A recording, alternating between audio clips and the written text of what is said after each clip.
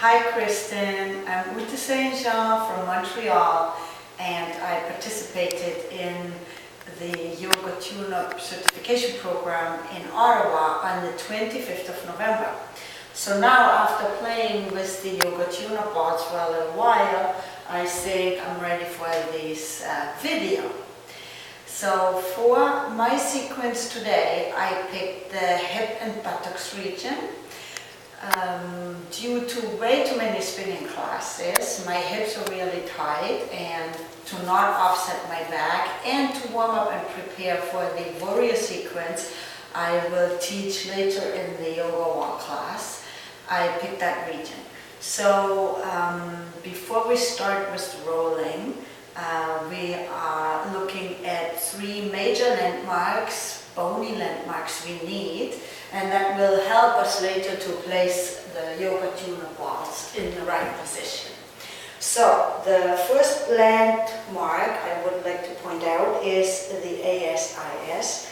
So try to find the bone in the front of your hips, the protrusion what is really palpable in the front of your hips. We call that the ASIS. And this one is a major attachment point for a lot of muscles. Then the other, on the other side of that, we're going to find the iliosacral joint. So the iliosacral joint is the joint what is built between the sacrum, that 5 vertebrae fused in your spine, and the pelvis, the ilium portion of your pelvis bone. So that's your iliosacral joint. And then we are looking for the trochanter major, what is on the femur, on the bone in your thigh. Just push it a little out and find that point, what is the most bony portion, the most portion what sticks out, and that bump is the trochanter major. And that is as well a side where numerous muscles are attached.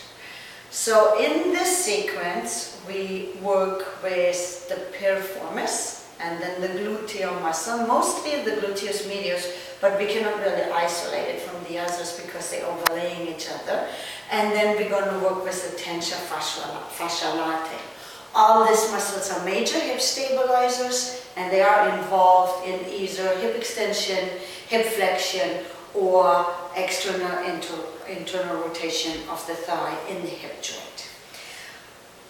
For the piriformis, we're going to place the two balls into the iliosacral joint on either side of our spine. So we're going to lie down on the floor, place the two balls into that region right on the iliosacral joint.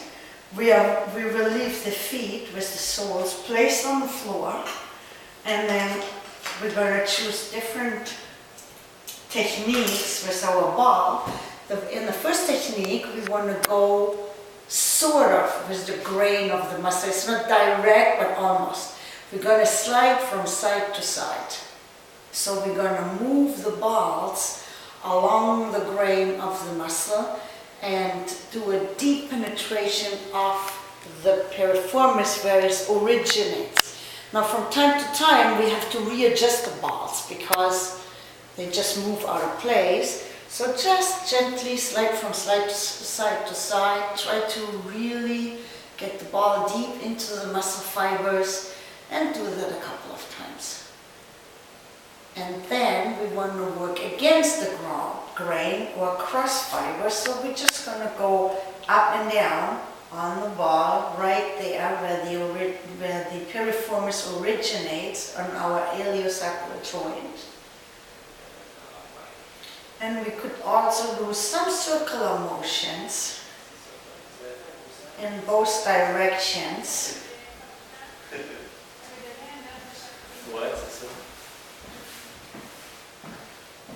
And then we take the balls out for a second and rest.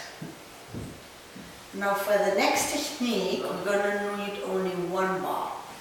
We place it back right at the iliosacral joint, where it was before, and then lie down. Now in this position, because the penetration is a little deeper, we're just going to hold the position and withhold that sustained compression, let it penetrate, and then we're going to drop the knee to the side. And again, I will hold it first because it's kind of painful in this position. And then slowly we're going to do some circular motions to try actually to get the piriformis all the way to its insertion on the trochanter major.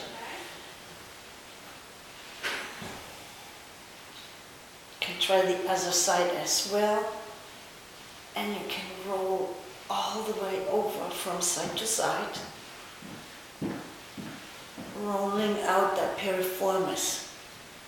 Now we're going to stay in this position and we're going to lift the knee and then drop the knee back down, sort of like a pin and stretch motion.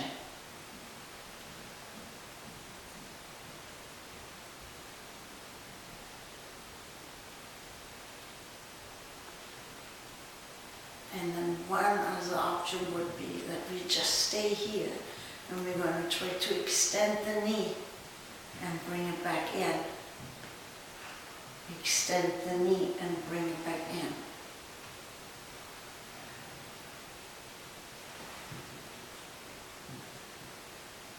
And then we place the foot back in its place, roll it up, and give this side of the piriformis a break, and then we move on to the other side.